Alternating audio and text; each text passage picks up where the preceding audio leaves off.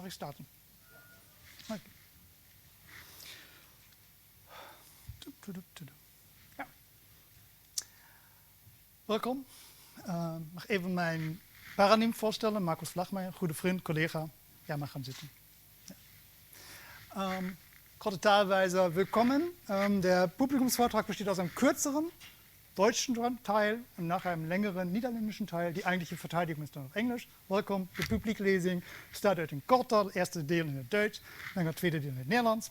De taal van de eigenlijke verdediging is Engels. And for those online, the public lecture consists of a shorter first part in German and a longer second part in Dutch. The language of the actual defense is English. Beginnen wir auf Deutsch. Liebe Familie, liebe Freunde, schön, dass ihr da seid. Ich habe mir gedacht, so jetzt habe ich die letzten Jahre irgendwie damit zugebracht, dieses komische Ding da zusammenzuschreiben. Und ich bin ja eher der stille Typ, von daher habt ihr mich vielleicht eher brummelnd und still und erlebt. Und ich wollte wenigstens ein bisschen erzählen, worum es denn eigentlich geht bei der Sache. Es geht um Blended Smoking Cessation Treatment, also der Kombination von Raucherbehandlung. Ne, warum Rauchen? Rauchen ist tödlich. Rauchen tötet 8 Millionen Menschen jedes Jahr. Eigentlich viel mehr als Covid, ne? Viel mehr als Corona. Das ist so, als wenn man Reine alle 2 Wochen einmal wegbombt. So viele Menschen sterben durch das Rauchen. Und was kann man dagegen machen? Man kann Rauchern helfen, mit dem Rauchen aufzuhören und natürlich gar nicht erst damit anzufangen. Das kann man machen mit normaler Face-to-Face-Behandlung, also man spricht mit ihnen. Das kann man machen mit Online-Behandlung, wir haben heute alte Computer. Und die Idee von meiner Doktorarbeit war jetzt, hey, wenn man das kombiniert, ist das dann irgendwie besser? Ist das dann das Beste aus beiden Welten? Und das haben wir eigentlich versucht herauszufinden, indem wir 3 Sachen uns vor allen Dingen angeguckt haben. Das erste, wenn man das kombiniert, eine Online-Behandlung und Face-to-Face-Behandlung, wie erleben denn die Patienten das eigentlich? Wie finden die das? Ist das irgendwie cool oder ist das nicht cool? Ist das angenehm, nicht angenehm? Und da kam, kurz gesagt, bei raus, das ist schon okay, das kann man so machen, aber den meisten Patienten gefiel die eigentliche Face-to-Face-Behandlung besser. Also sie konnten schon einen Unterschied machen und sagen, mit dem Computer ist okay, aber mit den Counselors ist besser. So könnte man sagen, in der Kurzfassung. Zweite Frage, die wir in der Doktorarbeit behandelt haben, ist, ziehen die das durch? Bleiben die dabei? Ziehen die Behandlung durch? Ist ja im Endeffekt eine Suchtbehandlung, ne? Süchtige Menschen. Und da kam dann auch wieder so ein Ja, aber bei raus. Ja, sie machen die Behandlung schon, aber weniger online als gedacht und mehr face-to-face. Sie stimmen mit den Füßen ab und gehen vom Computer zu den behandelnden Menschen, kann man in einer Kurzfassung sagen. Dritter Punkt, die wir uns gefragt haben, war dann eigentlich, ja, und hören Sie jetzt auf zu rauchen? Ist die Behandlung denn in dem Sinne wirksam? Funktioniert sie? Die Antwort ist ja, aber. Ja, das wirkt schon, Sie hören auf zu rauchen, aber auch wieder, wenn wir es vergleichen mit der normalen Face-to-Face-Behandlung, die sonst auch stattfindet, muss man sagen, ja, es ist nicht so gut wie die Face-to-Face-Behandlung. Also könnte man dann im Endeffekt den Schlussstrich drunter ziehen, so wirklich ganz kurz knapp gesagt, ist das jetzt das Beste aus beiden Welten? Nein, aber vielleicht ist es eher so, so ist es das noch nicht. So wie wir es jetzt umgesetzt hatten, ist es vielleicht noch keine gute Form. So, das eben kurz auf Deutsch die Zusammenfassung, womit ich jetzt 7 Jahre beschäftigt war. Nu gaat het verder in het Nederlands. Dat is de grootste uitdaging vandaag. Geachte collega's, geachte vrienden. Jullie zijn erbij betrokken geweest bij dit hele traject. Dus ik heb... Oeps. Dus ik had het plezier met een aantal heel goede mensen samen te werken van Siemer. Dus mijn collega's, die andere promovendi die hier zitten. Dus succes met jullie trajecten. Goed om jullie te zien. En natuurlijk mijn collega's van Siemer, oud-collega Markus, die hier ook bij hoort. En een aantal collega's van Medisch Spectrum Twente, van de Stoppen met Roken Poli, Christa, van het onderzoeksbureau Longgeneeskunde, Sylvia, van de Medical School Twente Marjolein. Dus echt super mensen. En van Tactus, Marloes, goed om je te zien. Inmiddels ben je ook bij Siemer. Daarnaast was je nog bij de UT, dus je bent eigenlijk ook een vertegenwoordiger van de UT. Dus dit is eigenlijk ook het consortium wat daarachter staat. En ook voor jullie een korte samenvatting, een beetje uitgebreider samenvatting dan als in het Duits. Wat is die achtergrond geweest? Misschien als jullie nu al hebben geluisterd, snappen jullie het wel. Het ging om die verbinding van web-based en face-to-face behandeling. En de achtergrondvraag was eigenlijk, is het best van beide welten? En doelstellingen waren gebruikerservaring, adherentie en effectiviteit. Die eigenlijke design was een randomized controlled trial. Dus we hadden zo 344 patiënten die hebben meegedaan in 2 groepen. Face-to-face groep, blended groep. Is alles gebeurd binnen het NST, bij die stoppen met rokenpolie. Dus bedankt aan de counselors voor niet alleen voor het uitvoeren, maar ook voor al die mooie gesprekken. Dat is heel goed. En andere onderdeel wordt gedaan door Tactus verzorgd. Die online platform waar al die online tools worden gebruikt van die patiënten. Dat gebeurde door Tactus, ook bedankt daarvoor. Die eigenlijke interventie was een 6 maanden programma, 230 minuten cognitieve gedragsbegeleiding. Maar ook met hulpmiddelen van farmacotherapie en nicotine replacement therapie. En die eigenlijke face-to-face behandeling was 10 keer 1-op-1 sessies. En die blended behandeling was 5 keer 1-op-1 en 5 keer web-based. Dat was de setting en het design. Wat kwam er nu bij uit? Gebruikerservaring, lijkt een beetje ingewikkeld. In het algemeen zeggen die patiënten wel, goed, niet slecht, kan wel. Ze waren aan het begin open, neutraal, hebben meegedaan met die blenderbehandeling. In het algemeen vonden ze het ook positief, wel goed. Maar, er komt altijd deze ja, maar, hebben ook vaak gezegd, ja, online is niet voor mij. Of het voelt een beetje zo als boekhouding, voelt als het invullen van belastingsformulieren. Is niet interessant, niet enthousiasmerend, die online onderdelen. Dus eigenlijk worden de webcomponenten negatiever beoordeeld dan die face-to-face componenten. Dus. En uiteindelijk hebben we gezegd of gevonden, er lijkt een soort hedonic gap te zijn. Dus die webonderdelen, dat is geen plezier. Dus no fun. Die hebben niet echt een meerwaarde als het gaat over aantrekkelijkheid of zoiets. Iets wat misschien van die counselors of van die andere meedoenden heel eenvoudig wordt ingebracht in zo'n behandeling. Dat gebeurt niet bij die webonderdelen. Dus kort door de bocht. Tweede, adherentie. Hoe ver doen die patiënten nu eigenlijk mee? En we hebben gevonden, als we een soort kappunt zetten, dan dat alleen 18% van die patiënten echt adherent zijn geweest. Dat is vrij laag. We vinden ook gewoon dat het verdaalt in the course of the treatment, tijdens de behandeling. Dus die mensen stappen eruit. Dat is ook gewoon bij verslavingszorg, dus een gewone finding. En we hebben een beetje gekeken, wat voorspelt nu eigenlijk dat iemand meedoet. En hebben we gevonden dat het eigenlijk meestal sociale factoren zijn. Dus als je samenwoont met een partner, dan ondersteunt dat je verder gaat met die blenderbehandeling. Of dat je minder rokende vrienden heeft, dan ondersteunt het ook dat je verder gaat met die behandeling.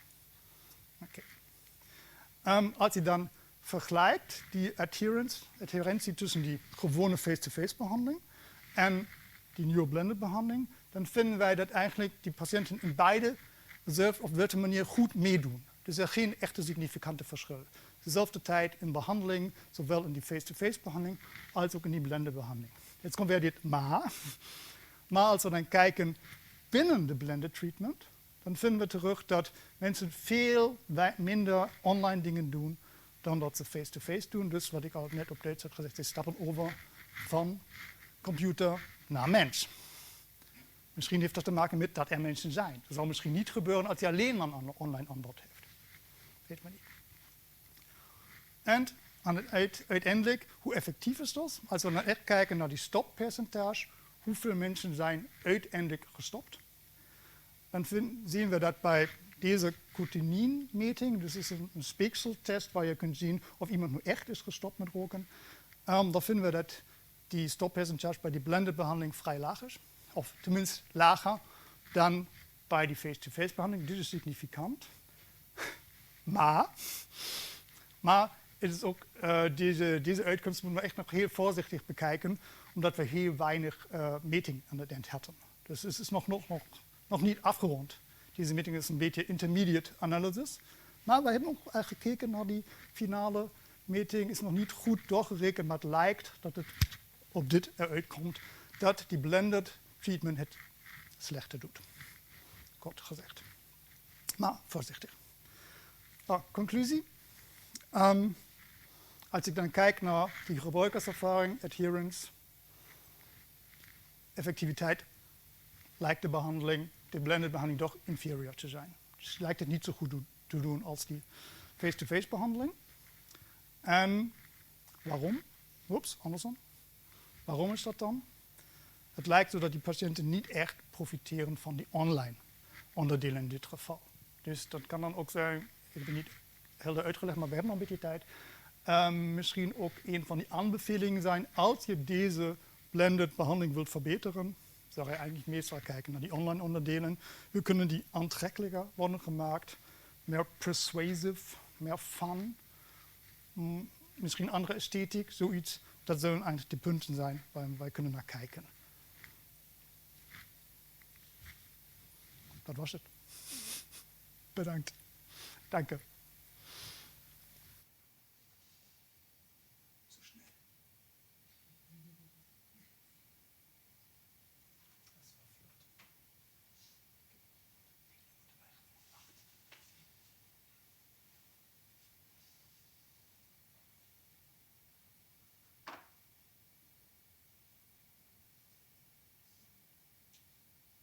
Gewoon geef ik natuurlijk altijd les, kennen die vragen niet. Zoiets nog kan dat. Die vragen. Nog kunnen we dat nog. Een beetje les doen. Opmerkingen.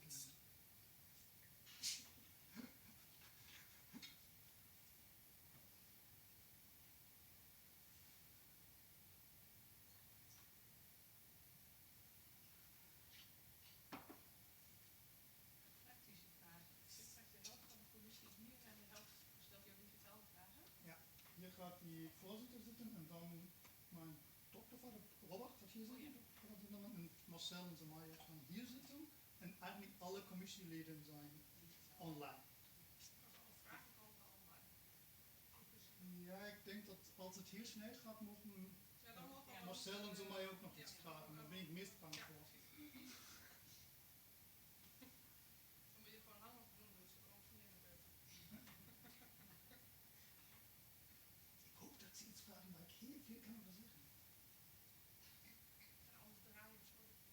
Ja, anders ga ik iets anders vertellen. Ja. Ja, een mooie foto van mijn zoon.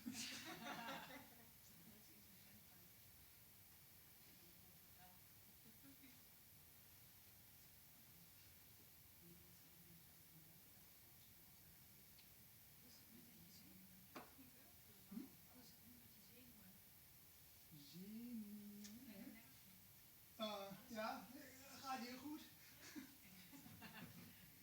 Dit was een mooie fout.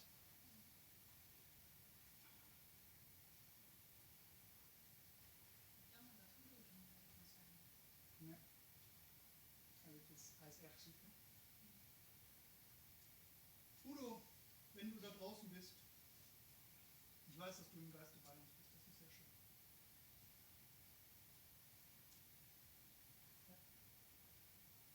Dus Udo is eigenlijk mijn andere parallel goede vriend, collega, buurman en die is ziek. Dus die kan er niet zijn.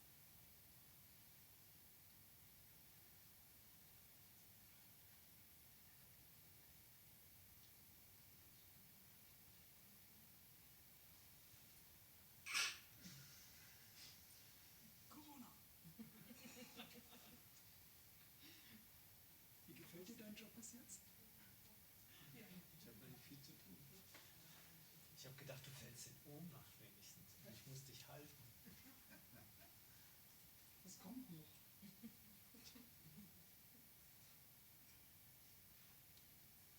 Falls wir was nachgucken müssen.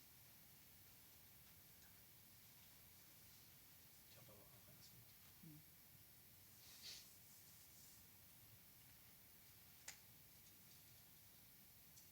Wird es schlauer, wenn ich meine Brille aufsetze?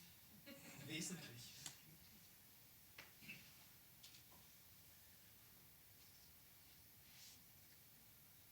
Okay.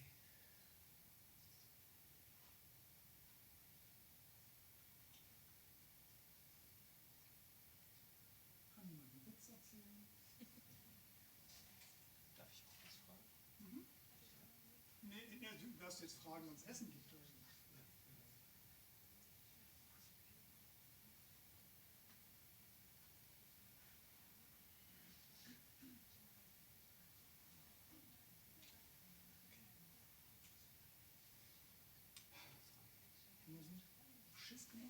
Du hast aber direkt auf den Tempo vorgelegt. Ja.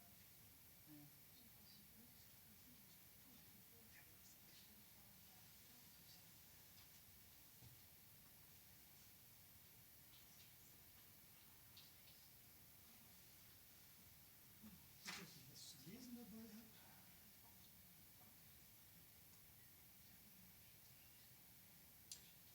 Schöne Bilder drauf. Sag doch noch ein paar persönliche Worte. Zu deiner Frau zum Beispiel.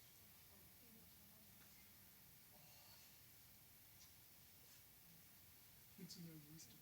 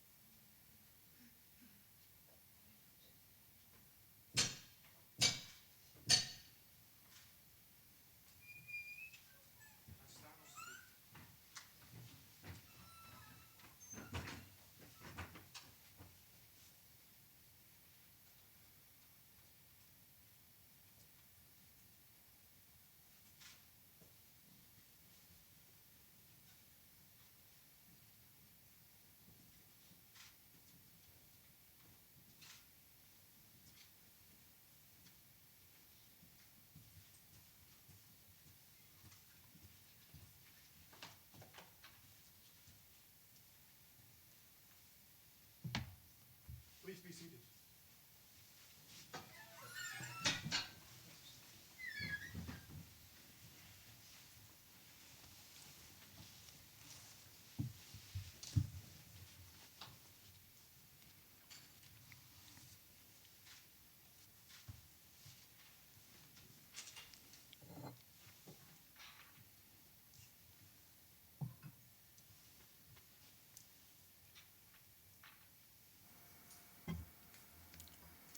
I open this meeting of the Doctorate Board of the University of Twente.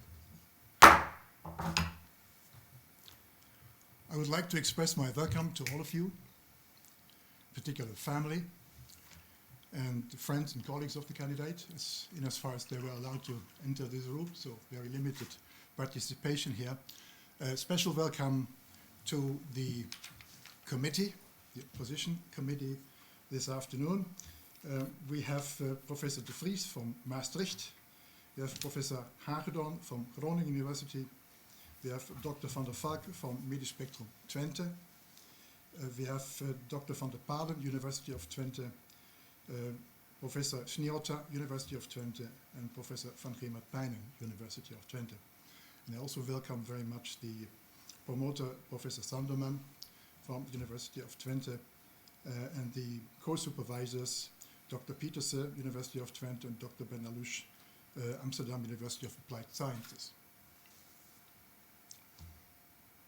Could I then please, the after candidate is already standing there. Normally I would ask you to stand up. Okay.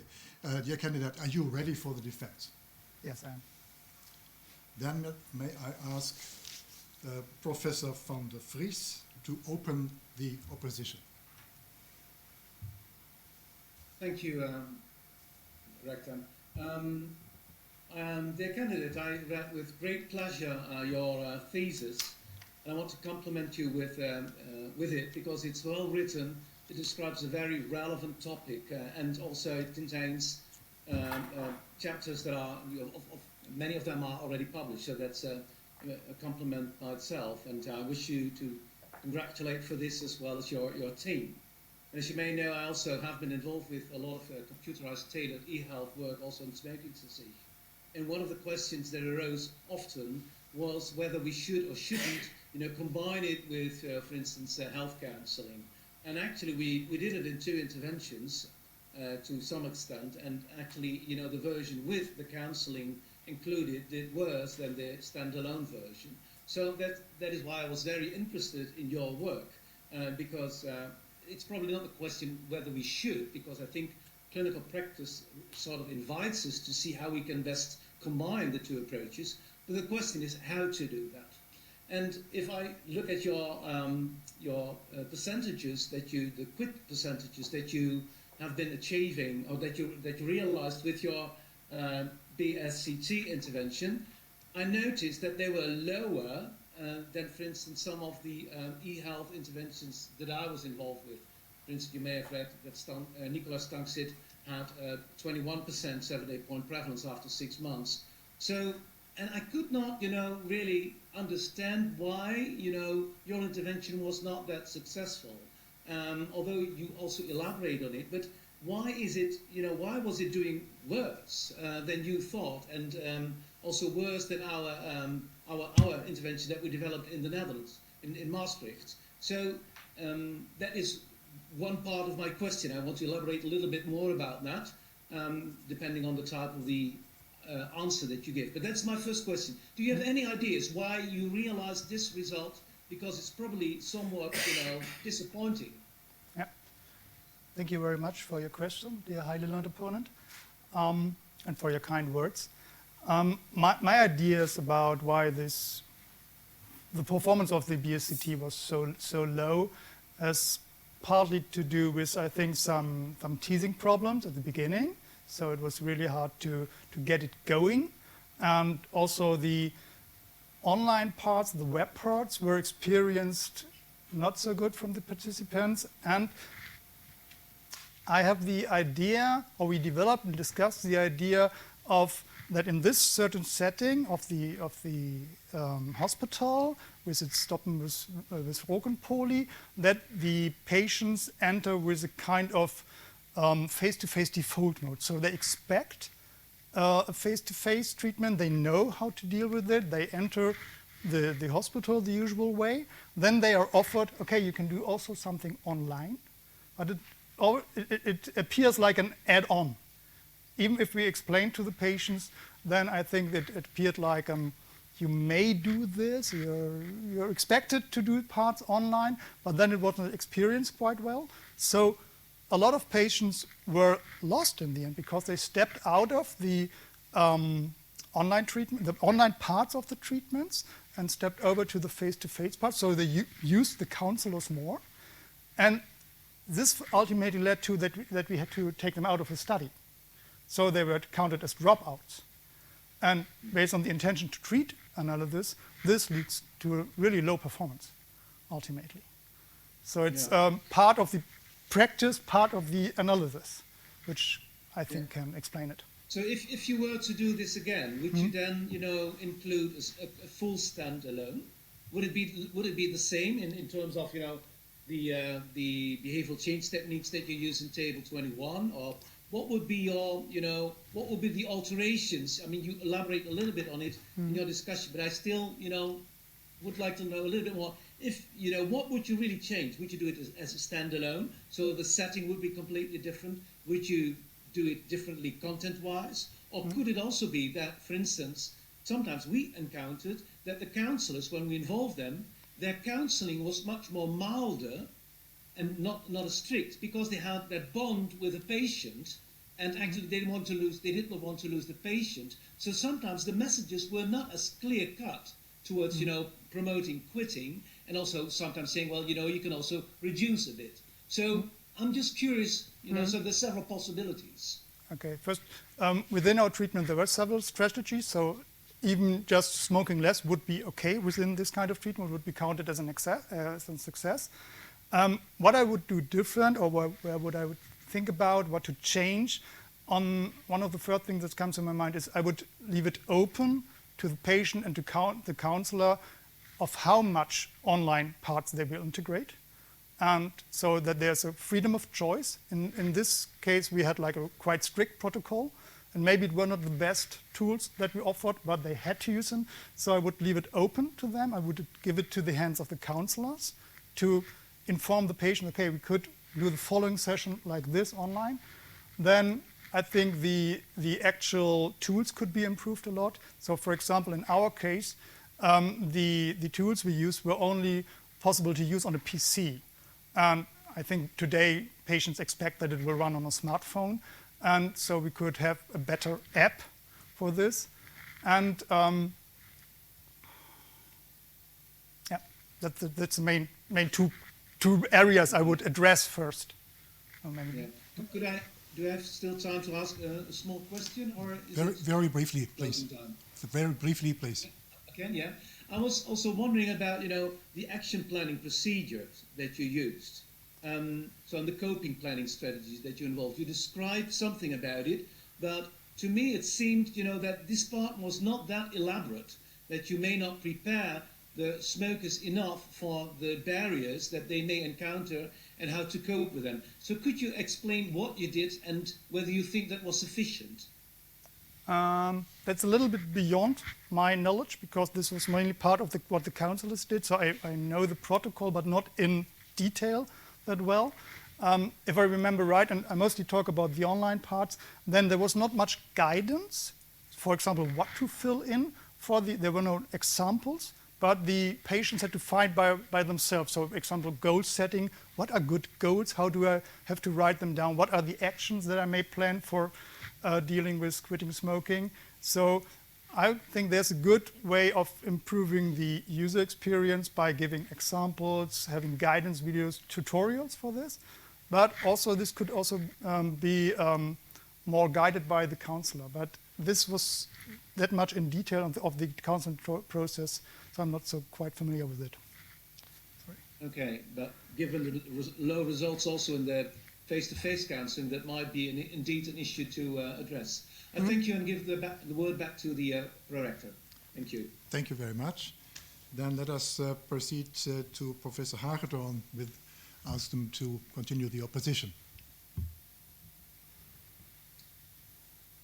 Okay, dear candidate, I also would like to start with complimenting you on your excellent work. I think you did a very thorough job on looking at the user experience, the adherence, and the effectiveness of two smoking cessation interventions, or two forms of the intervention. So congratulations also on your achievement, and of course also your team. You already discussed with the previous opponent a bit on the, let's say, maybe the somewhat disappointing results in terms of the cessation rate. And I understand that this is also maybe a difficult group to intervene upon. These are people who have probably been smoking for quite a while and being referred by their doctors to this program. I wondered whether, looking at, for example, the adherence rates and the links that it has with, in some of your, in chapter 4 and in chapter 5, with variables in the social context, I wondered whether the intervention may have been too much focused on the individual, on planning, on maybe the more the cognitions, etc., and barriers perceived by the individual, and not maybe paying enough attention to the social context in which the cessation is taking place. And we know also from other research that people who have a partner are more inclined to, or are better able to quit, for example. So I was wondering whether this, wasn't this a missed opportunity to also look or to involve perhaps also the partner or the social context. And so I was wondering what your thoughts are on this. Okay. Thank you very much for your question, my highly learned opponent. This was, of course, not really part of this research, but if you want to hear my take on this, I know from the counselors and from the practice in the hospital that there were some group tryouts, how to work with groups, for example, in the smoking cessation treatment, and that they also have experience on this. I have no data on this, but this is, of course, a fruitful way to do it. We had some couples in the treatment too, so where man, wife and husband were involved in the treatment where we did not focus on this in the analysis, so I can also not really say something on this. But as you point out, for the adherence, we know that this is a factor, so that we had mostly social constructs that are able to predict a little bit of the adherence. You know that the variance is quite low that we can predict, but mostly these were for predictors such as living with a partner or having less smoking friends. So there's, of course, I think there's a point in this. Yes, I agree. Mm-hmm. And when you know, maybe you can speculate a bit on that. I know that this is not part of the research that you did, but yeah. Are there any parts in the program where you would think that you could include a partner? What now comes to my mind is not so much including a partner, but you can, of course, think about including like the social media part, so friends, thinking about communities. If we go for another take on integrating technologies such as social media, forums, groups, communities, Facebook groups, whoops, just as to give some impressions, I think this could be very fruitful to add this to the treatment. So on the patient side, to build communities so that they can support each other. For example, the tools were taken from the Tactus platform that we used, and they also have a forum which they integrate into their online treatment. So there's, of course, something that can be fruitful. For the partners, I do not really have a good idea how to do this. Mm-hmm. Okay. Because you do find that in terms of adherence, having a partner or getting more social support could be helpful. And just in the previous discussion, we were also talking about planning. Could this be something where a partner, for example, could assist? Because I agree with you that also the broader social context could be important. But when a person, you know, is in the home and has a partner who is smoking or is not smoking, I can imagine that this context is something that, you know, is there on a daily basis. As we know from our interviews with the participants that this, of course, plays a big role. So I have a lot of stories in my head that patients told, like, okay, I sit down with my partner, and one alderman, he said, his wife said, when you stop smoking, then I get you a new iPad. So this kind of stimulation. And also the other stories, the other way around, where you have a really crowded family, and the one that wants to stop, the mother, and she has all the children around, and her husband comes home and he wants his meal, and she is not able to do her online work for the treatment because it's just too busy. So this is a big influence, yes. Oh. Okay. Thank you so much for your answer. I give the word back to the rector. Thank you. Thank you very much. Let me then invite Dr. van der Valk to continue the opposition.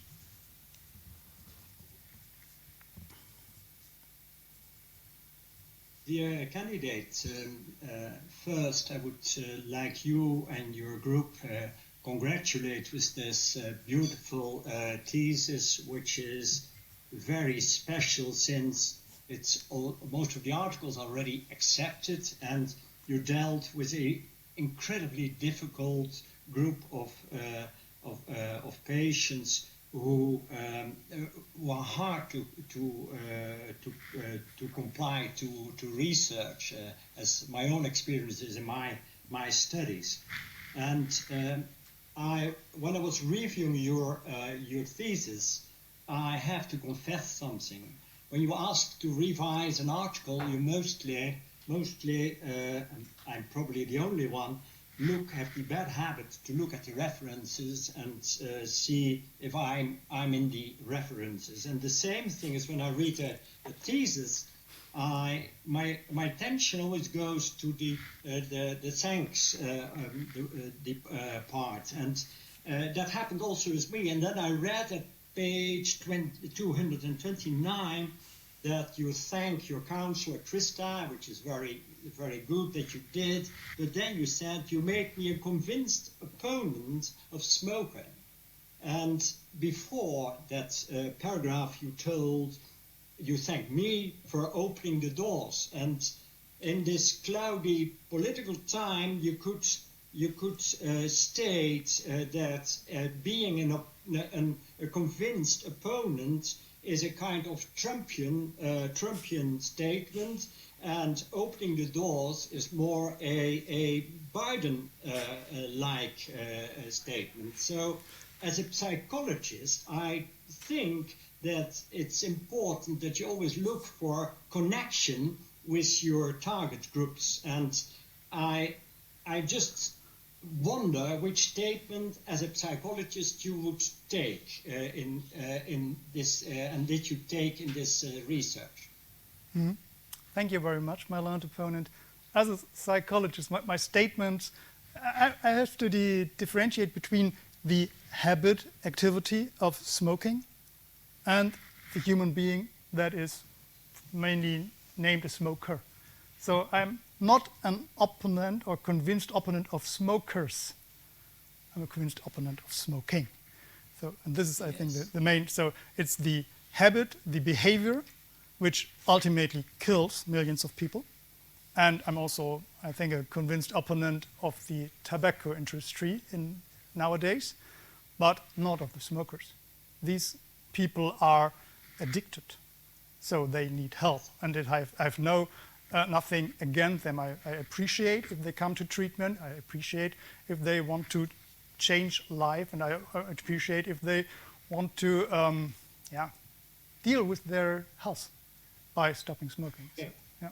I was happy, I was expecting you would state that, but then I have a second question. In chapter 3, page 56, you say a team of clinical experts from both organizations developed the program, and later on you state that the most important highlights of the research are that the program was developed by a team. And then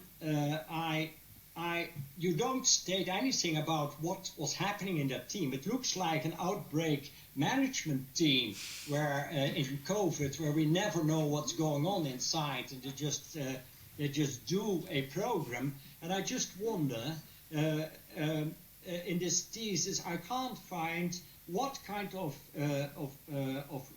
discussion was there, and did former smokers or ex-smokers participate to the program? And if they didn't, why didn't you add them? Because you should know your target group. Yeah, I totally agree with this, my learned opponent. Just as an explanation, I was a little bit late to the party. So I was not the one who developed the treatment. I was called on with my PhD project to evaluate it. So the development process was done by others. As far as I know, as far as I could have insight in the development process, I described it in the thesis. It was developed by professionals from doctors, from MST. And as far as I know, in the direct development process of this certain blended treatment, the smokers were not involved. And this I would also do different the next time.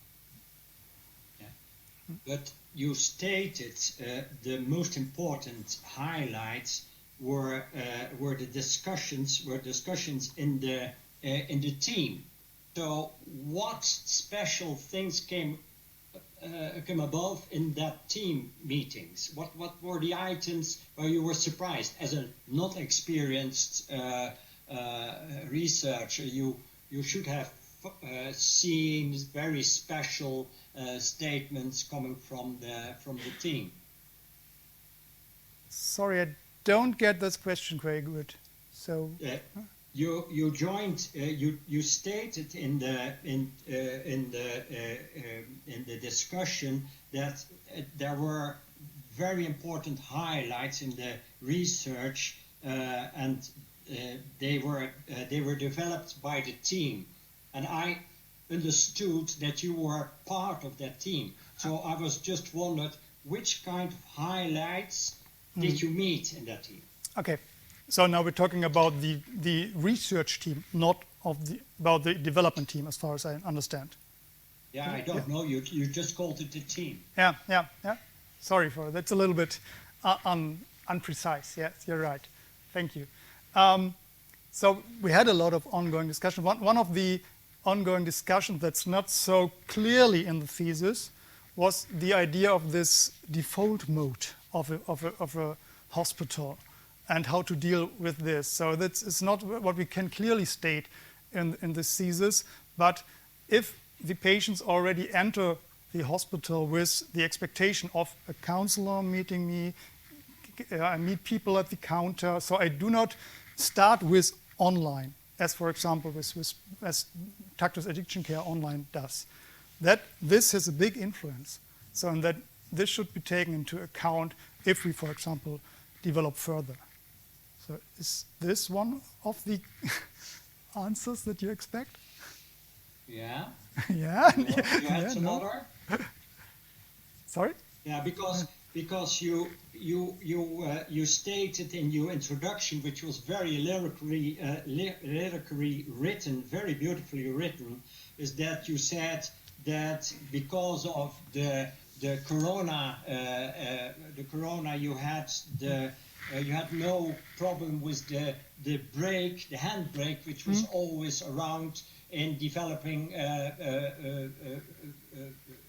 computer meetings with patients, and you said I didn't have any problem with the handbrake, but since you developed the program before the corona was, what kind of problems did you meet that made the handbrake for developing such a program?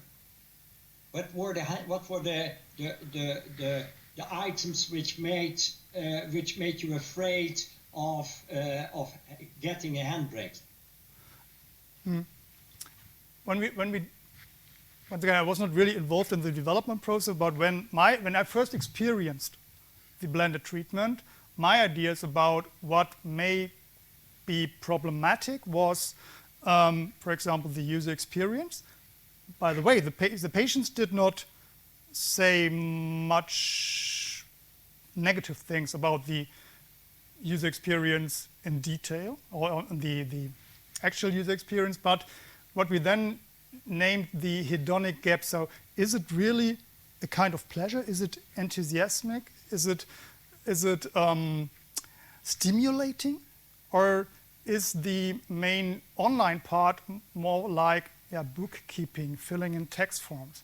And this was also my first experience when I saw the treatment. The patients really experienced that, what you just stated, that it was not a big pleasure. It was it's no fun. Office work. Yeah, that is what they told us, and that is what I can totally understand when I look at how the treatment was built. But it's easy to understand if you look at the time when it was done. So nowadays we have a big leapfrog forward for technology, and we are all used to do things online. But we started in 2014 with this project, and then at least for parts of our target group, computerized communication was not everyday habit. So for them it was also new. And then we're happy to Zoom and so that we learned a lot from Zoom, Teams, and all those Skyping and so on. Yeah. I think I have enough answer for my questions, and I give the word to the prorector again. Thank you, Dr. van der Valk. Let me now invite Professor de Palen to continue the opposition. Thank you, Mr. Prorector. Dear candidate, I would also like to congratulate you on your work and of course extend my compliments to your whole team, including the smoking cessation nurses and other support staff from MSD. I think they did a fantastic job. I'd like to continue with what was already touched upon by Professor De Vries, but I want to go one step further. Patients clearly had a preference for face-to-face versus the blended version. Could you design a study taking this preference into account if you would design a new study? Okay. Thank you very much for your question, my highly learned opponent. In this study, we had a little bit an idea of how to integrate the internet skills, like we called it then. So we tried to take into account how experienced the patients are already with online stuff, with web-based tools. So we asked them, we had a small scale about internet skills to build groups on it, so that it is distributed in the same way between the groups. And I can think about having more like this, like scales or diagnostic about, say, the diffusion of technology, if you are more an early adopter, if you're an innovator. Can I interrupt? Because given the time, I think the way you're going is a valid way. I want to go into a different direction. Could you form groups just based on preference? So you can offer patients the option, you can have a fully face-to-face treatment, or you can have a blended version, and you can choose. So what would be the limitations and the strength of such a design? I think a strength of this design would be that it would be more valid about the actual patient. So now we face the problem that the patients were distributed by random. They could not bring in their own preferences. If you, in reality, in real treatment, I would advise to take this into account, the preferences, to make use of it. So because it's beneficial if you do what you already want. So this would be a strength of that. What would be the limitations of such a design if it were a study? I think you need real practice, but you want to have study results, valid study results. Yeah. Then the protocols, how to do the treatment would be quite loose. There would be a lot of freedom in it, and so the comparability would be really hard, and it would be harder to see which parts of the treatment deliver which results. Well, but you could still protocolize it. You could still say, if you choose for face-to-face, this is the protocol. If you choose for blended, this is the protocol. Let's assume that works. What would then be problems in designing such a study and executing such a study and interpreting the data? I have to admit, I don't know the answer to this. Could you, for instance, imagine that many more people would choose the face-to-face version instead of blended? I would not really expect this nowadays. Okay. So let's forget this potential limitation. What would be a prerequisite to be able to have a valid comparison between the two groups? So what would make a valid comparison possible between those two groups in, say, cessation rates? I think that the main characteristics of the groups should be the same, except for the preference. Yes, perfect. That's what I was going for.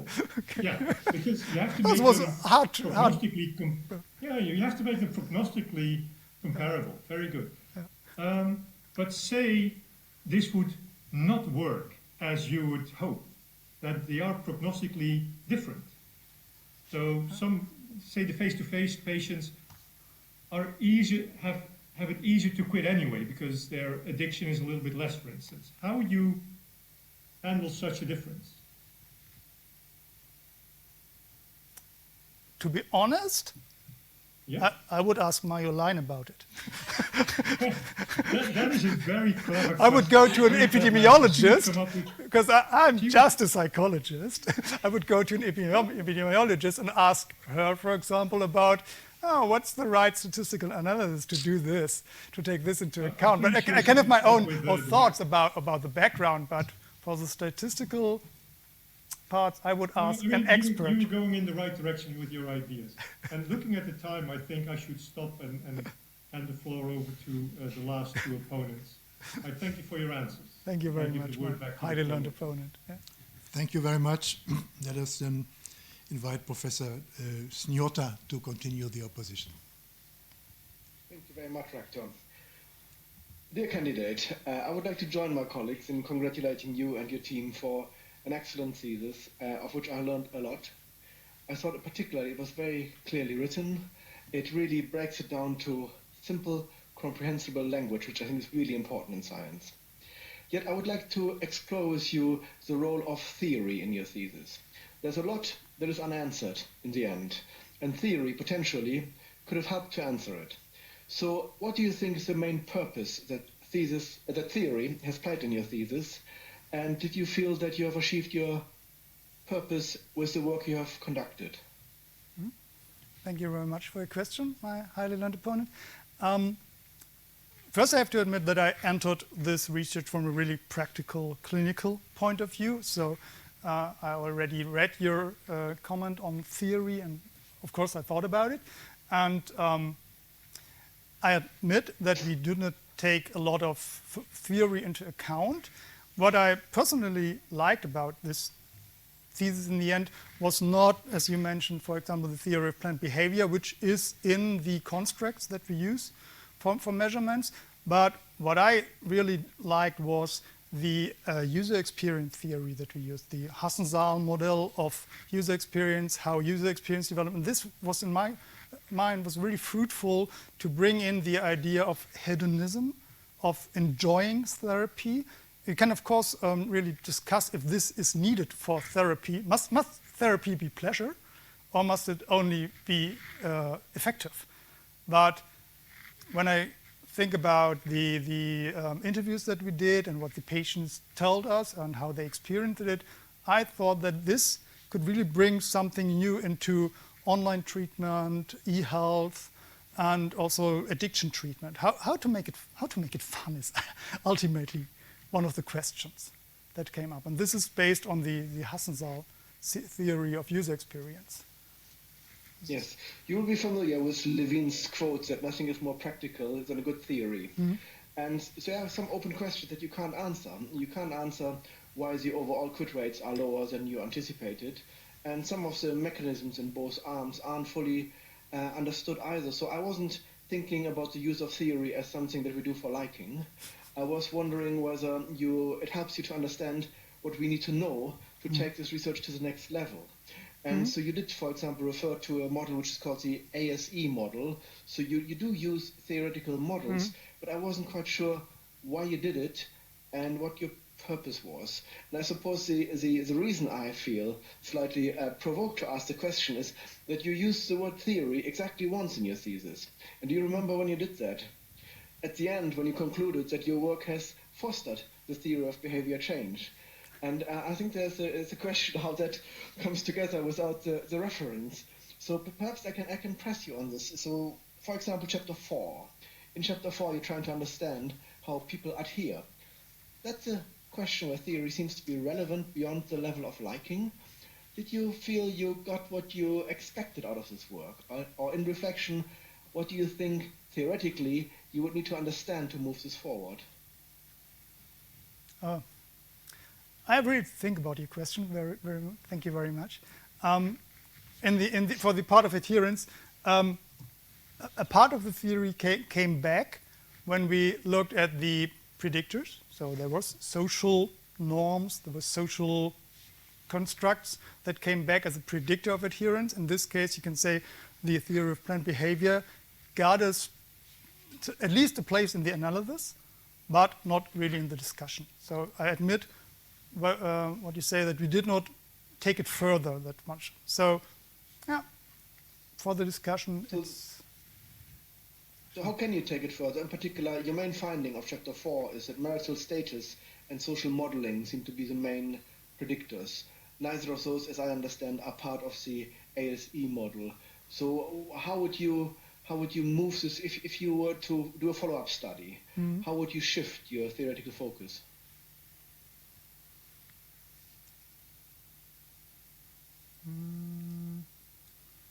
The only thing that comes to my head is that we could pay more attention, for example, to the ASE model, bring it clearly back in the measurements, so that we have good measurements of these constructs, and then we could have an analysis on how these characteristics play a role as predictors for adherence, for effectiveness, for quitting.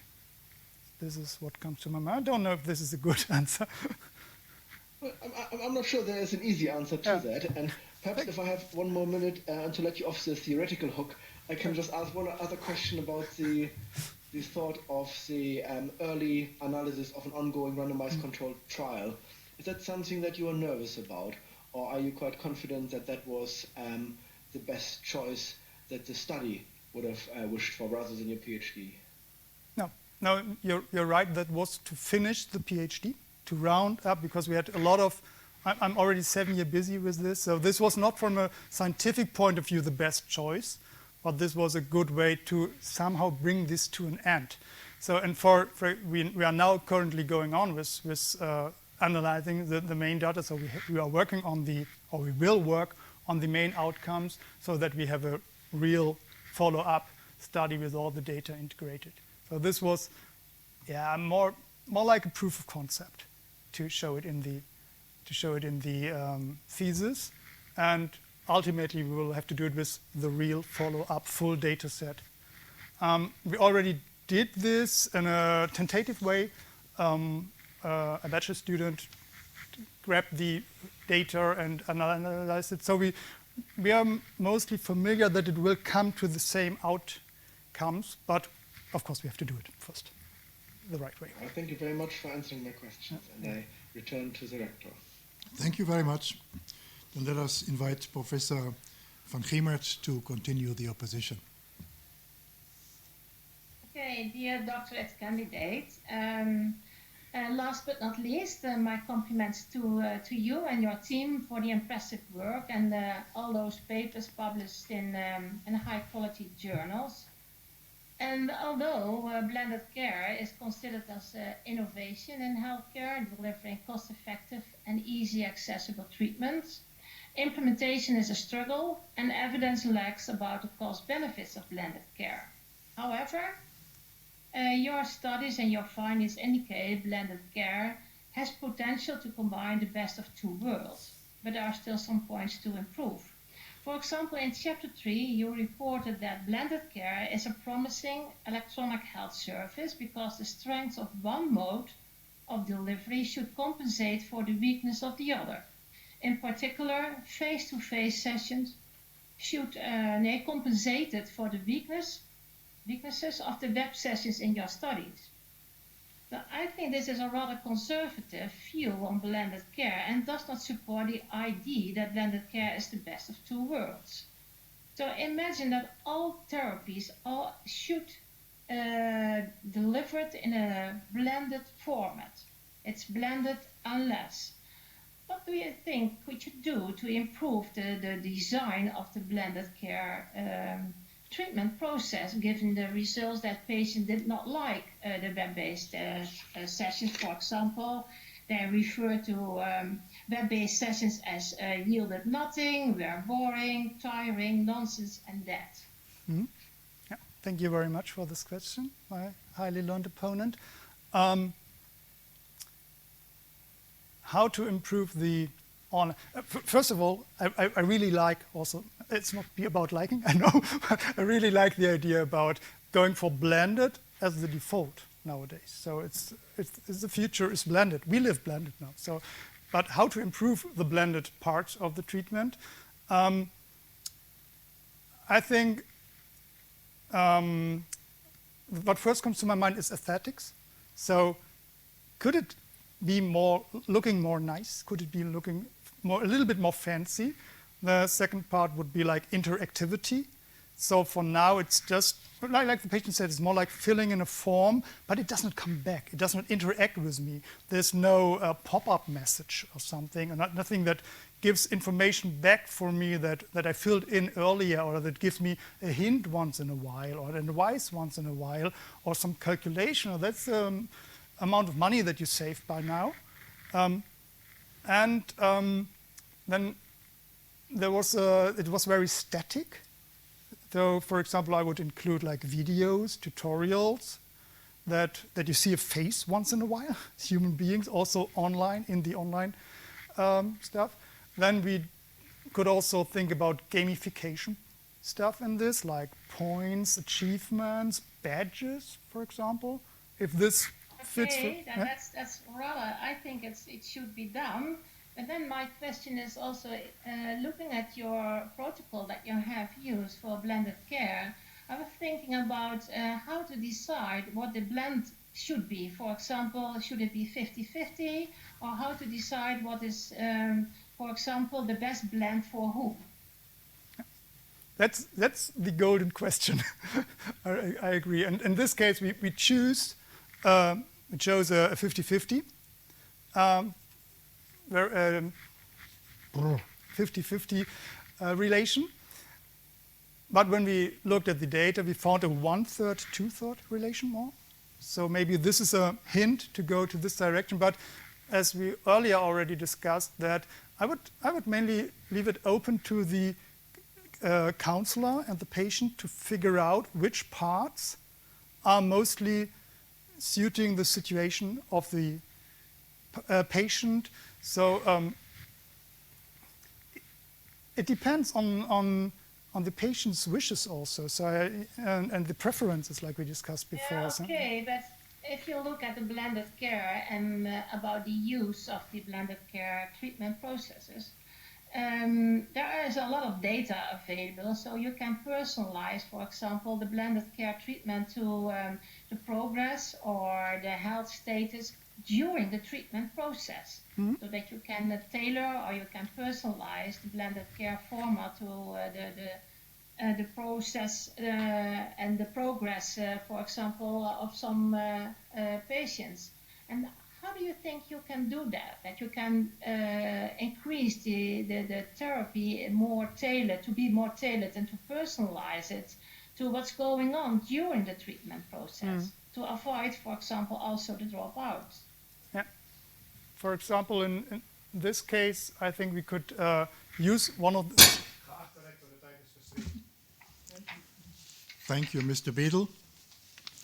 I adjourn this public meeting of the Doctorate Board of the University of Twente. Please rise.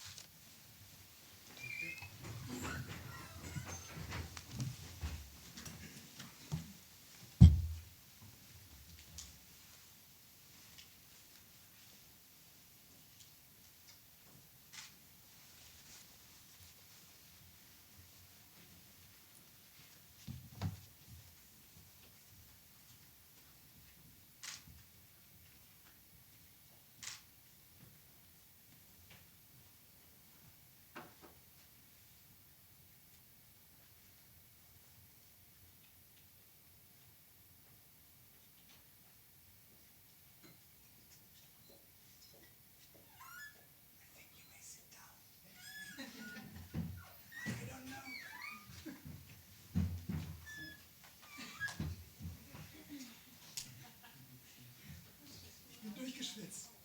Ich bin nicht gegrillt.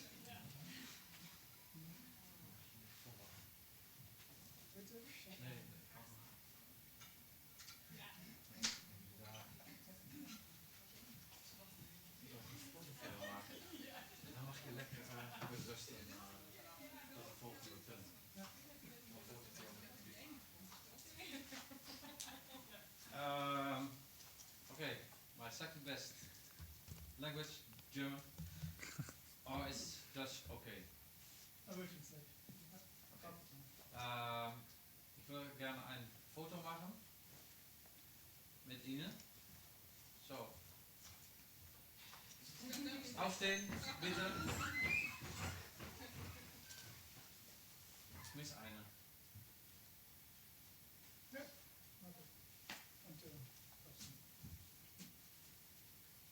Das ist eine Frau und dein Sohn? Ja? Dann kommt sie nach vorne. Aber auch in ein Haus? Wir sind nicht ein Haus. Wir sind nicht ein Haus. Okay. Sorry.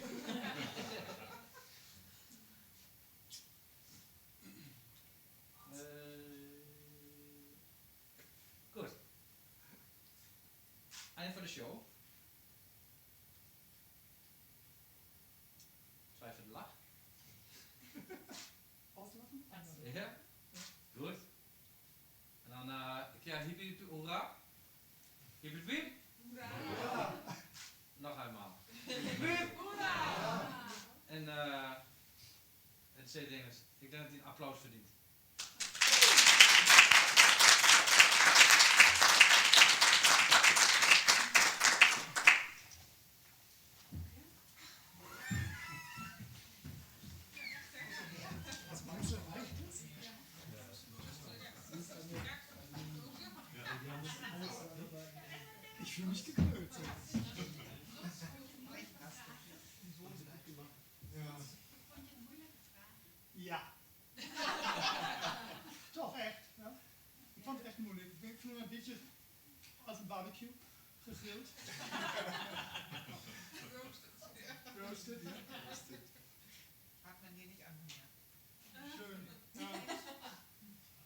until you make it.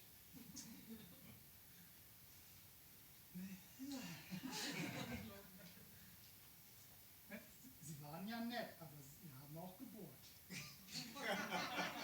Auch sehr sympathische Art. Ja, also Paul war super. Je hebt Paul moeten zeggen. Ja, jij was toch in het begin betrokken bij de ontwikkeling. Hij heeft de ontwikkeling gedaan, niet de patiënt betrokken. Okay. En als hij bij betrokken heeft, kunnen zeggen, waarom heb jij dat niet gedaan?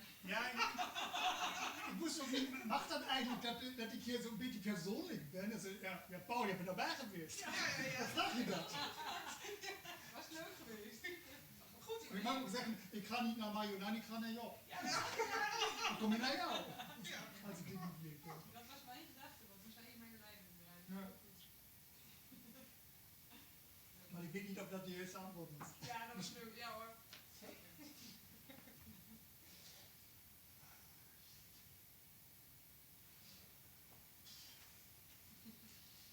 Ja, en dan zo.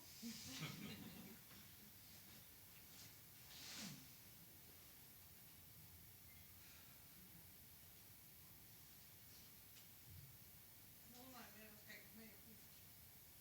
Ja, ik denk dat je niet zo kunnen. We zijn nog steeds online wereld, kijk ik mee of niet? Nee, niet zitten. Ja. Ich habe lange nicht mehr so geprüft gefühlt.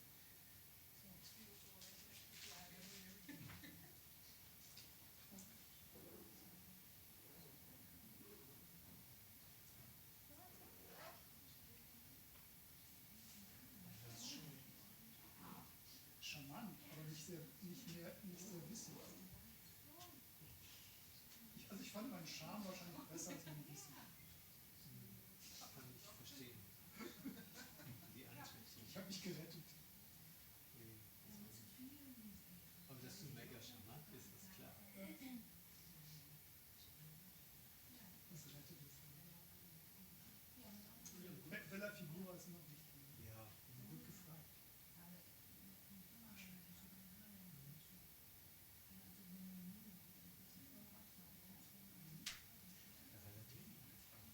Ich kann sehr schlecht einschätzen, ob dieses Zugeben von ich weiß nicht, ob das jetzt eigentlich eine Stärke oder eine Schwäche ist. So. Manchmal hast du gedacht, man muss ja tun.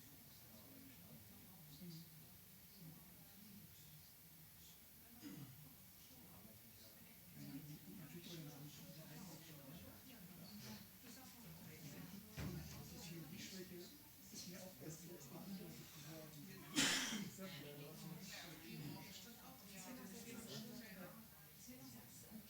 Siemer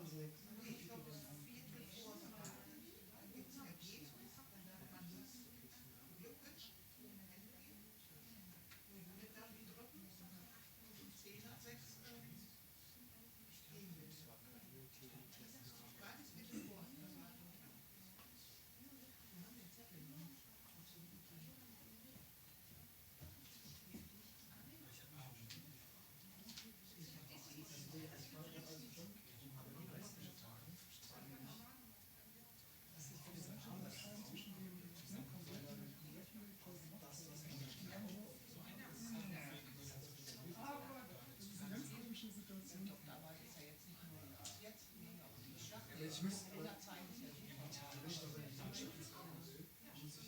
nicht darüber reden lassen. Zum Beispiel Siemer hat einen ganz langen Dienst darum, dieses Development, also diese ganze Prozesse, wirklich viel wie viel sich das verändert. Wie heute die Software anguckst, sonst ist das ein bisschen ahnen. Ja, oder auch. Aber kann man das auch nicht arbeiten?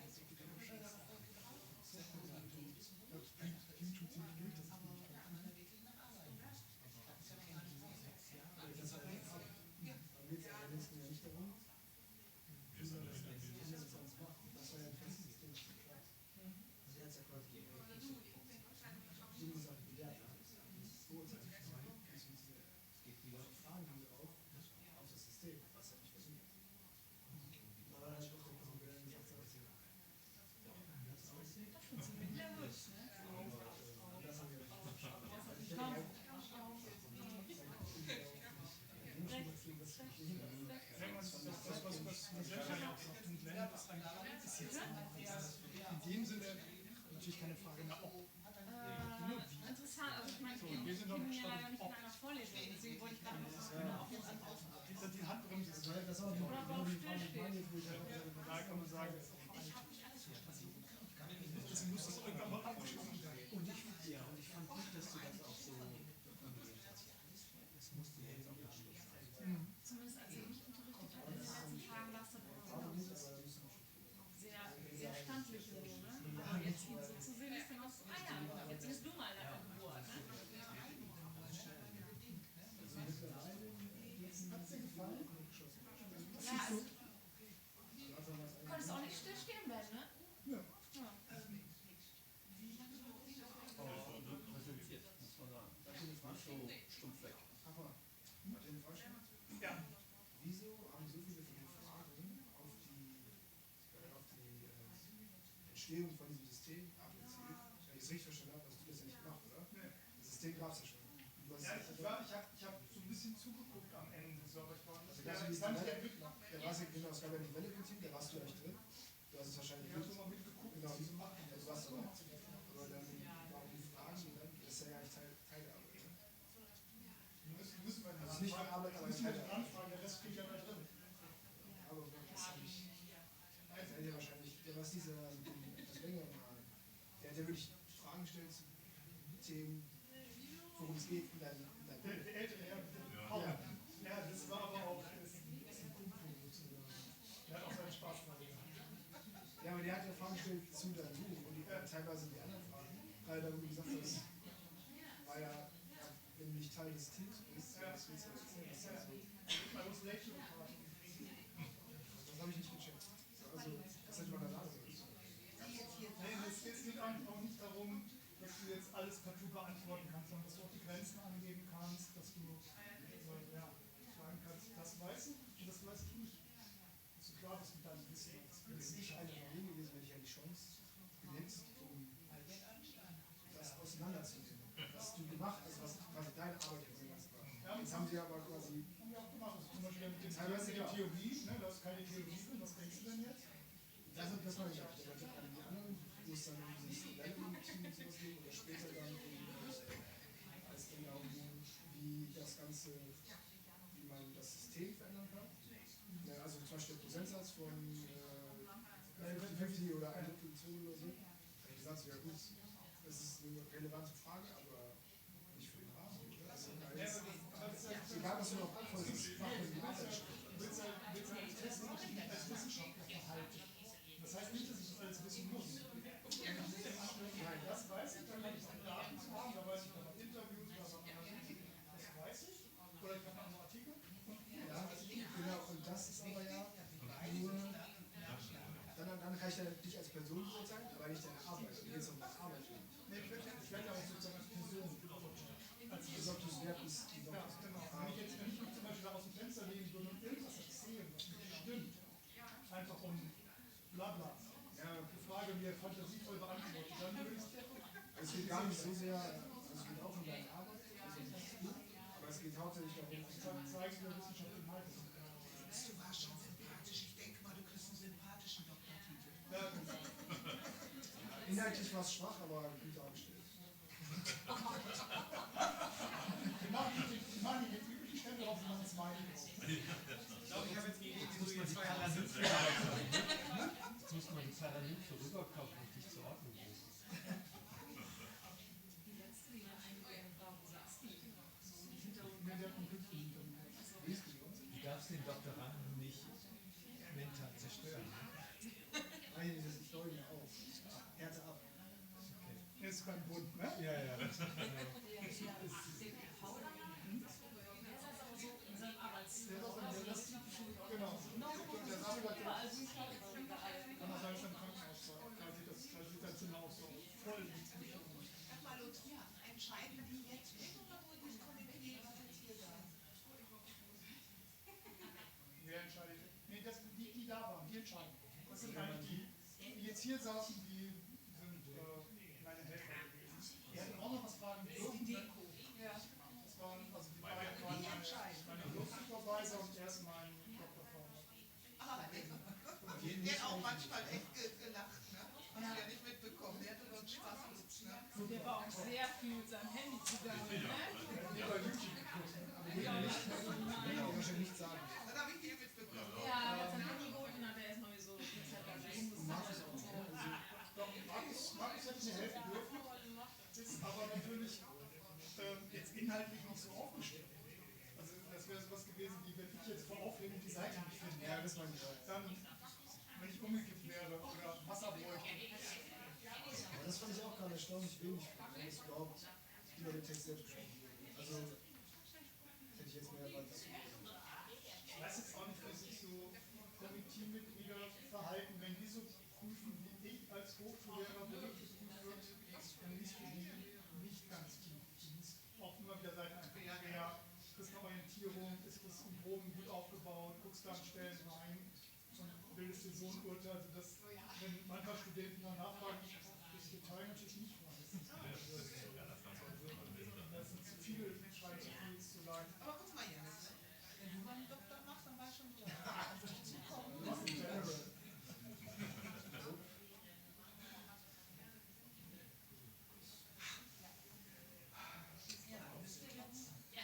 Jetzt kommt. Kommt gut?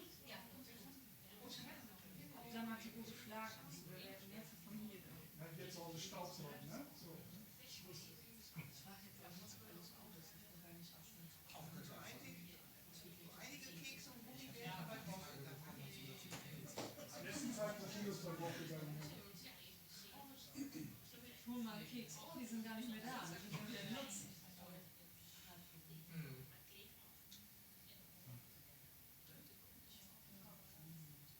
Hättest du auch mal Wasser trinken können, du kannst die Zeit schänden.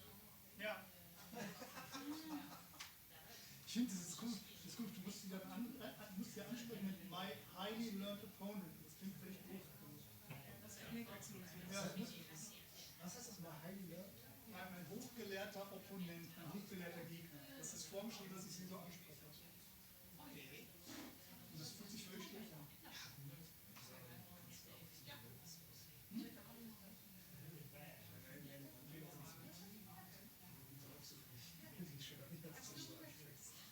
Ist so, als wenn du da ein bisschen was erfahren hast. Ja, das wäre auch mal korrekt. Ab jetzt bitte my learned father. Also, das hat wohl mit der Vision gesprochen.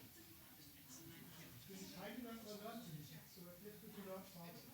Ich werde dich ab jetzt, wenn du solltest das hier bestehen, sollte aber für mich erstmal nicht ausgehen. Dann werde ich dich als Herr Doktor ansprechen. Aber dann spielst du mich auch als Oberfeld. Der Oberfeldwebel. Siemer! Wie rufen Sie sich durch? Simmel.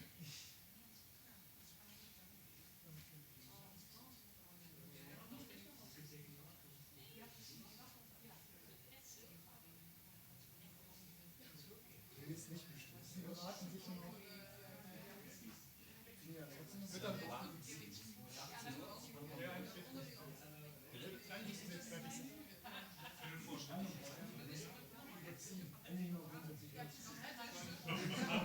Nee, doch nicht, das soll noch mal.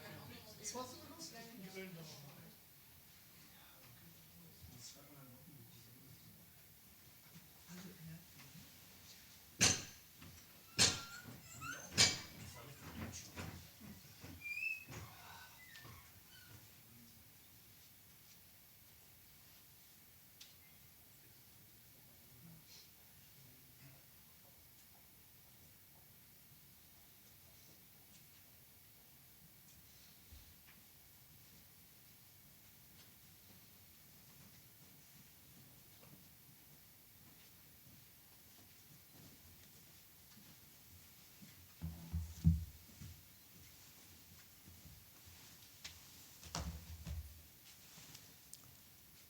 Please be seated.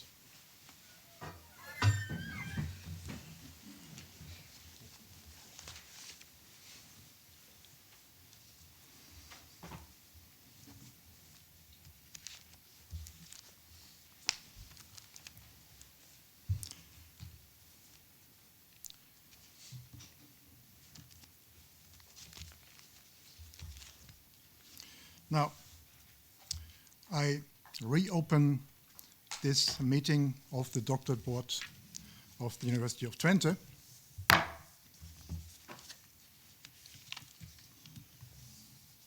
Can I now ask the candidate and his paranymph to come to the fore?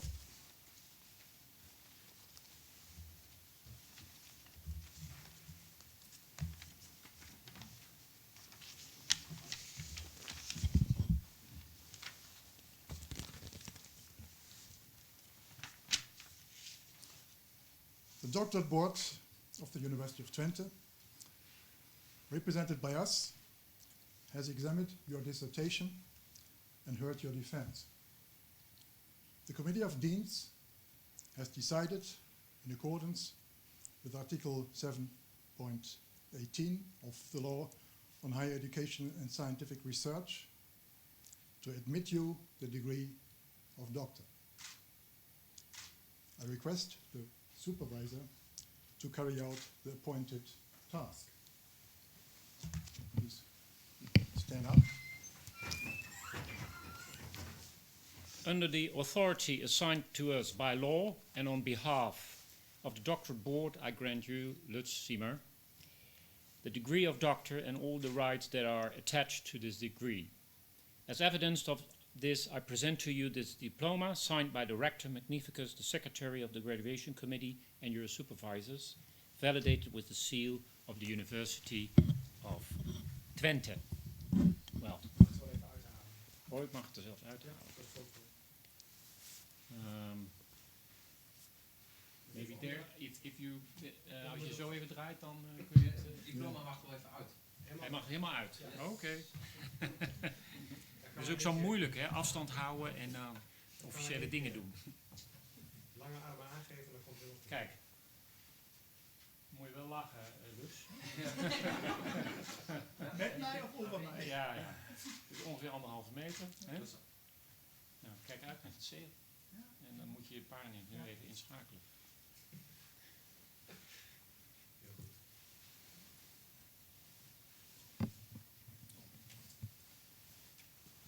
Now, dear Dr. Siemer, let me congratulate you, also on behalf of the university, on your acquired dignity. From now on, you have the right to use the title of doctor. This title implies that society can rely on the quality of your judgment, and that you will act with integrity and transparency, and that you will communicate independently about the results and the social relevance of your work. Value the doctoralis as an honorable distinction and a well-deserved prerogative, but always remember the obligations imposed by it towards the scientific community and society. So also congratulations from my side. And then I would like to invite the promoters to present their laudatio. Please be seated again.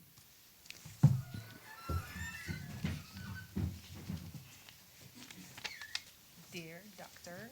Siemer, dear Lutz.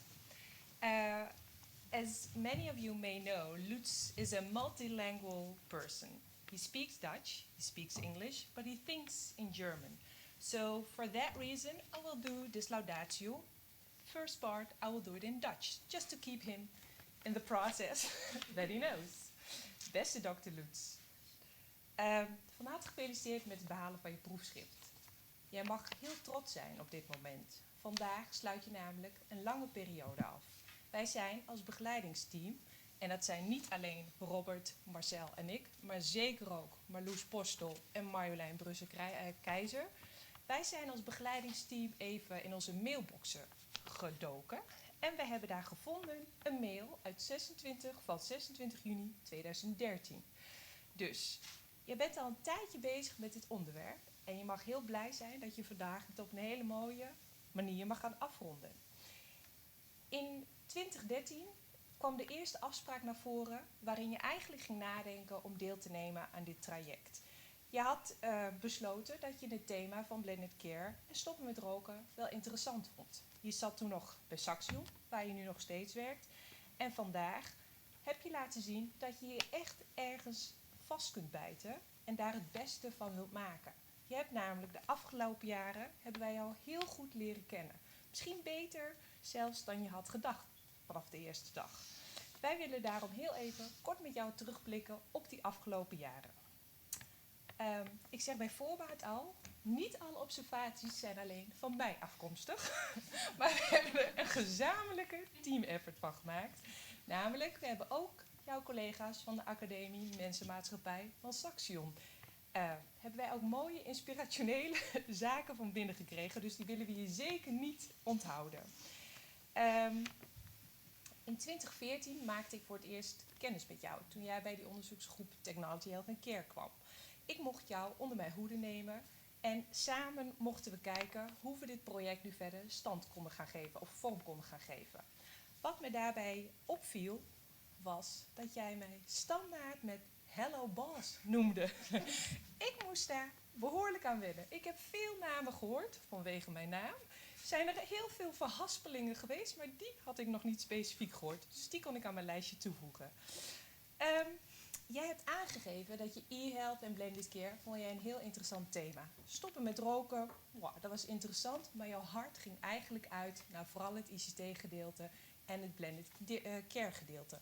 Maar een gezond persoon zoals jij gaf ook aan dat jij heel graag iets wilde doen voor de mensen om ze te helpen met de stop met roken. Dus je hebt je laten zien dat je heel graag ook die patiëntenrelatie graag wilde opbouwen. Daarbij heb je ook duidelijk laten zien in dit project dat je eigenlijk met ons als begeleidingsteam heel erg veel te maken hebt met de verschillende cultuurverschillen. Je had niet alleen maar te maken met de cultuurverschillen tussen Duitsland en Nederland, maar ook tussen de cultuurverschillen bij Tactus, het Medisch Spectrum Twente, de Universiteit Twente en de Hogeschool Siemer. Dat was voor jou wel een hele interessante ervaring. Jij gaf namelijk aan dat sommige zaken in Nederland, nou ja, hoe zal ik dat zeggen, niet geheel duidelijk waren voor jou als Duitser. Ook vandaag, bij deze ceremonie, had je zoiets van, nou, waarvoor doen ze dat toch, al die Nederlanders? Die ceremoniële zaken, daar moet je behoorlijk aan wennen. Ook gaf je aan dat je in het promotietraject niet alle onderdelen even leuk vond. Je hebt het ook behoorlijk zwaar gehad op sommige momenten met ons als begeleidingsteam. Je gaf meerdere keren aan, nou, volgens mij heeft dit gesprek wederom meer werk opgeleverd dan ik hier binnenkwam. Zo af en toe moesten we er pep talk tegenaan gooien. En je zei ook in het begin vooral van dat je een bijrijder voelde. Je voelde je vooral not driving the car, but sitting next to the one driving the car. Maar op een gegeven moment nam je de leiding over en pakte je zelf de regie over het onderzoek. Dit was wat ons betreft een heel mooi omslagpunt, omdat je daarmee ook aangaf zelf ideeën te hebben hoe je nou het verdere project zou vormgeven. En dat was ook wel nodig, want op een gegeven moment hadden we te maken met een aantal uitdagingen. De inclusie van de patiënten, die langer duurde, verandering van de digitale platform en helaas ook een korte periode van ziekte, maar daar kwam jij heel goed van terug. Ik geef nu het stokje over aan mijn medebegeleider, Marcel, die het in een andere taal zal gaan doen.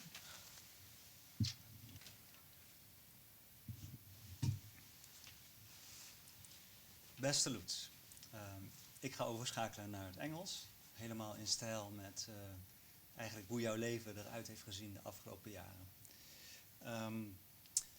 Well, to add to all the nice words from Somaya, I would like to focus a bit on our personal collaboration during all these years, and in particular all the regular Wednesday Skype meetings that we had, which were basically long before Corona fully online.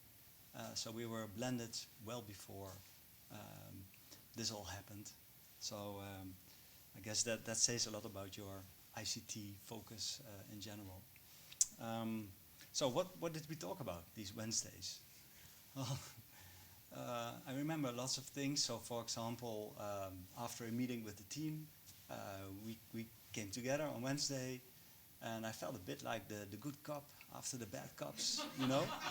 And we tried to find solutions for all the new issues that were brought up. And but I guess it worked quite well.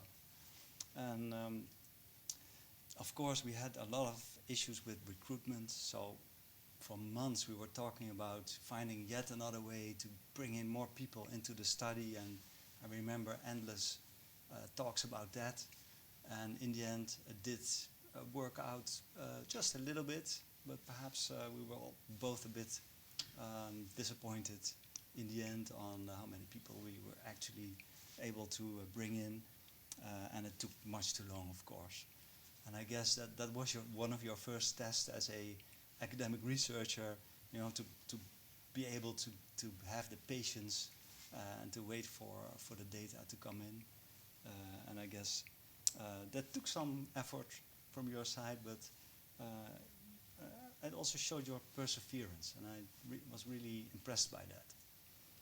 And of course, the whole process of publishing, which is also part of the academic work. I remember also your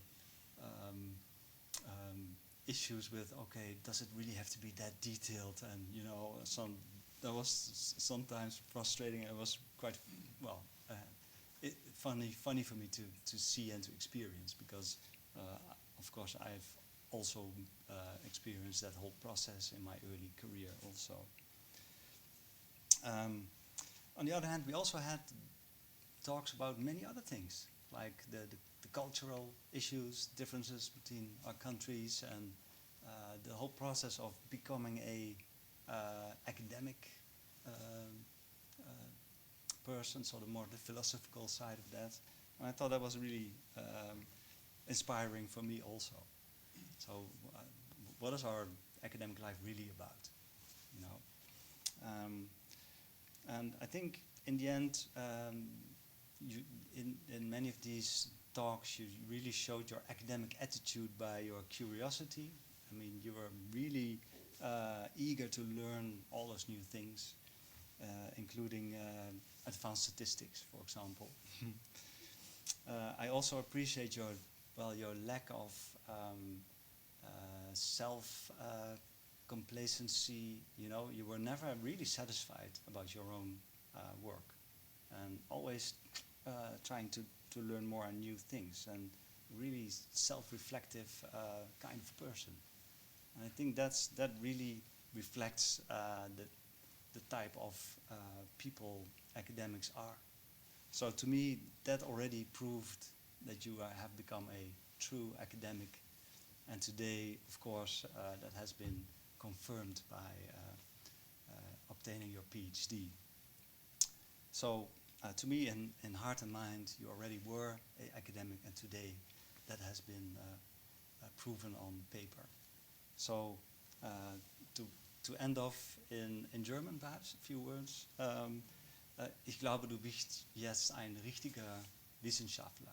Also, vielen Dank für alles.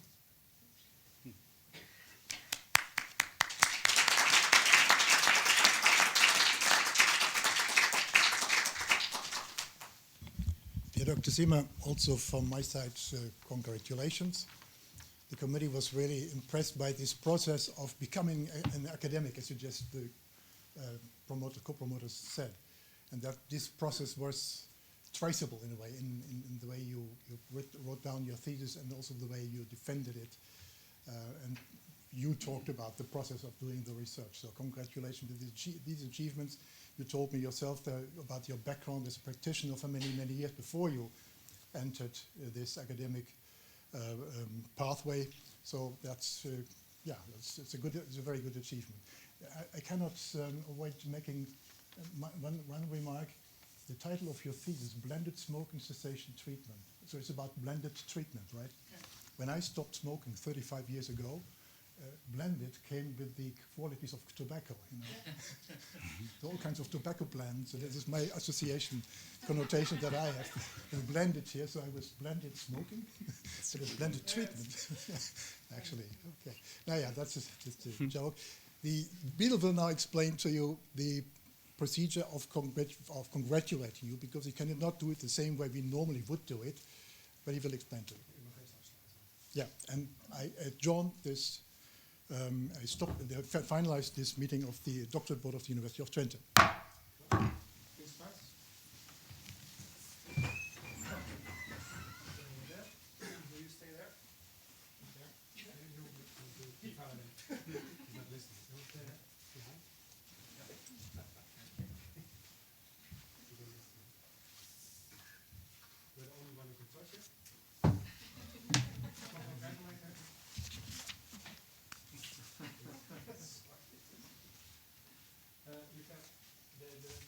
you see that you have to walk all the way to there. And then in front of him, 1.5 meter distance. Then you walk, wear the mask. Then you congratulate them, remove the mask for the pictures. And then you can go up there. There is Hanneke, he's our corona official. And outside there are refreshments and some sweet snacks for you. And then you can wait on the further procedure. Thank you very much. Please, the sun.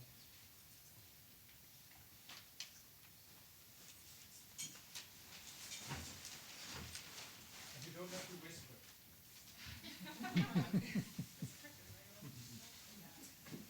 Can we move your mask?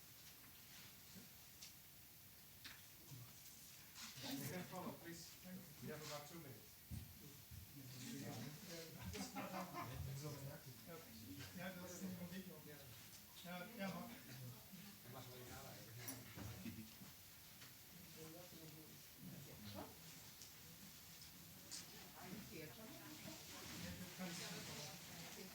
Can you please remove the mask?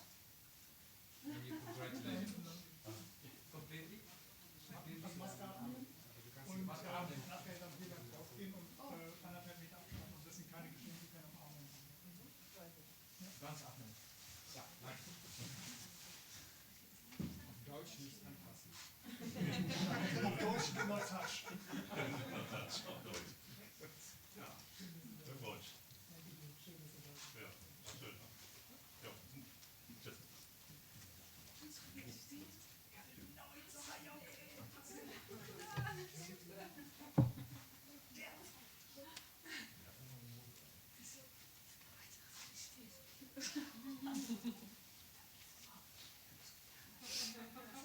Goed luisteren hoor. Is geweest. Dank je voor alles. Ik had het nooit zonder jou kunnen maken.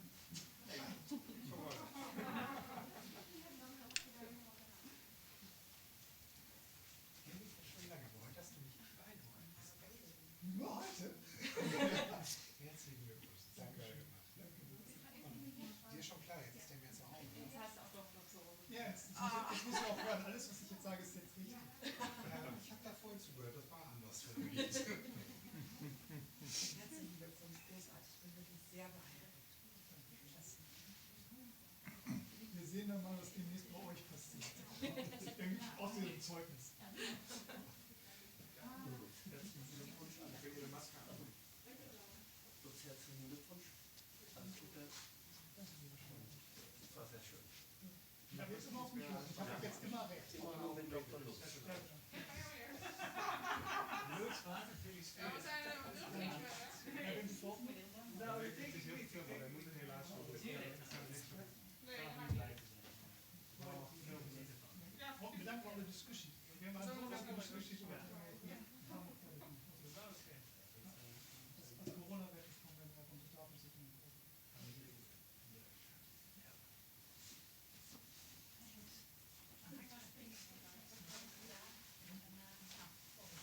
Mag ik vanavond deze fles wijn doen? Ja.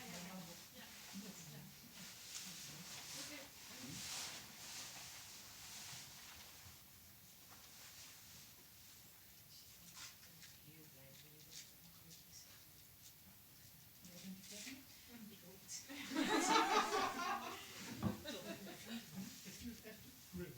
Ja, ik geloof. Kijk, niet aan uitkijken. Wat dit mooi, dat zeggen ze alle. Dat is de mooiste tijd van je leven. De mooiste dag in het leven. Ja, mooi. We hebben een show, maar dan doen we gewoon het anderhalf. Als teamje van de rest van het gefeliciteerd. Ja, van harte. Echt Super gedaan. Ja. Dank. Trots. Dat is zo mooi werk met jullie. Zoveel gewerkt met jullie. Ik ga het nog missen. Ja. Ja, misschien komt het nog. Wij moeten nog de laatste stuk afronden. Hartelijk bedankt voor alle discussies.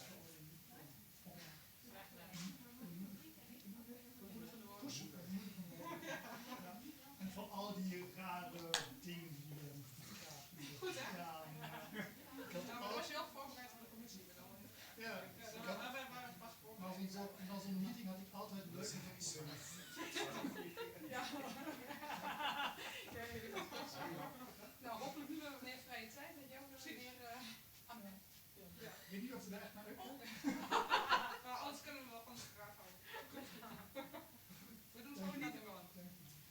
leren. U mag feliciteren en mag u even op dezelfde plek weer terug gaan waar u zat, maar dan aan de voorkant van de tafel. Oké. Alsnog. Stop, zoiets. Nog een keer. One pak hoor. Dat is een dubbel.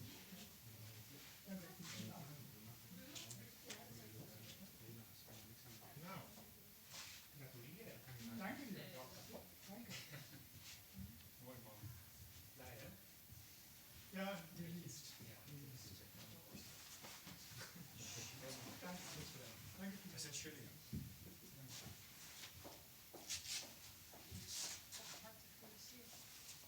Je bent van me af. Professor, Ja, ik kan misschien de pen opzetten en dan verder van de verhalen ook. En dan toch een beetje organiseren zo. Nee, dat is niet de bedoeling. Heren langzaam. Verder wil ik niet zeuren Je hoor. bent altijd echt een mooi kikkerbeers geweest. Je hebt soms Door de conversatie wordt het haast ook nog heel een beetje losser. Maar dat is niet erg. Ja. De staart in de Al wel blenden. Ja. Ja. De eerste keer dat ik hem ontmoet op de kerstfeest. Jij bent een nieuwe lekker. Yeah! Ik eindelijk iemand met wie ik kan werken. Geniet ervan dat hij niet meer van mij is. Nou, we hebben nog een team op. Nou, fantastisch gedaan, Luts. Nogmaals gefeliciteerd. Alle glückwunsch. Die soort van Lisette gaat filmen. Ja, gaat daar weer alle tijd bedienen. Dat gaat er niet gelopen. Je moet er altijd iets te doen. Ja, we gaan samen Ja, filmen. Hier zijn zo'n tolle tijd. Die zitting moeten we leven. Dan komen we straks op. U teent. Oké, Sorry. Ja. U mag luisteren naar de fotograaf. Parne, kunt u iets naar achter? Is je naar hen? Een beetje naar hinten, sorry. Nog meer, nog meer, nog meer, nog meer. Ja, een doek aan de andere zijde van die bloemen. Ja. En dan de promotie iets meer naar rechts. Nog meer, nog meer. Ja, dan voorzitter ernaast. Dan gaat u maar gewoon af, meneer de voorzitter. Oké. Parne, sorry, could you please go completely to the left? Yes, more, yeah, that's perfect. And then give the diploma to him. I want to have him to hold the diploma. Gaat met het 7. Okay, now Wim. Waar ga jij? Nee, je hoeft niet. Maybe you can go a little bit to the left. Let een andere baan doen. More, stop. Perfect. Ja, Wim daarnaast. Stop. Iets meer naar rechts, want je staat precies voor. Ja. Perfect. One for the light. Almost. Yes, now give me the good smile. Met alleen scheiße. Gewoon scheiße. Good. Goed, je kunt allemaal die kant naar buiten, behalve de nieuwe dokter, die gaat naar mij mee. De rest mag aan deze kant naar buiten. Je kunt even drink pakken, even een zoete snack pakken. Ze kunnen hier uitskeren. En dan buiten over. Je mag jij nog even wat zeggen tegen de commissie. Waarom heeft af? Of bij hen zitten? Ja. Bedankt aan de commissie. Paul, bedankt voor de mooie vragen. En Job ook. Ja. Sehr geehrter Dr. Siemer, ich möchte Ihnen gerne gratulieren mit Ihrem PhD und ich bin sicher, dass wir uns in die Zukunft nochmal treffen. Und ich hoffe, du genießt diesen Tag, obwohl du nichts feiern kannst. Und ich wünsche dir ein ganz, ganz entspanntes Wochenende. Dankeschön. Danke sehr. Ich fühle mich auch echt gegrillt. So schrecklich war es doch nicht, Herr Doktor. Das waren schon schöne Fragen, ja? Ja. Ihr habt das gut gemacht. So. Aber jetzt Ja, müssen ja. wir es abschließen. Vielen Dank. Wiedersehen. Okay. Fragen. Vielen Auf Dank. Wiedersehen, guten Tag, Thank you very much for weekend. your question, for your attendance. Thank you. Vindt u hier de dokter? Ja. Niet daar vasthouden, dat is enkel vasthouden. Ja. Moet je nog mijn jas aan mijn... Nee, je moet eerst even met me mee komen, zo ophalen. Wil je, Wim, het is het vrijdag, hè? Wil je dan alle mappen mee naar boven? Ja, graag. Behalve de ene met de procedure. Ja, die mag blijven liggen gewoon. Ja, de rest allemaal. Oké.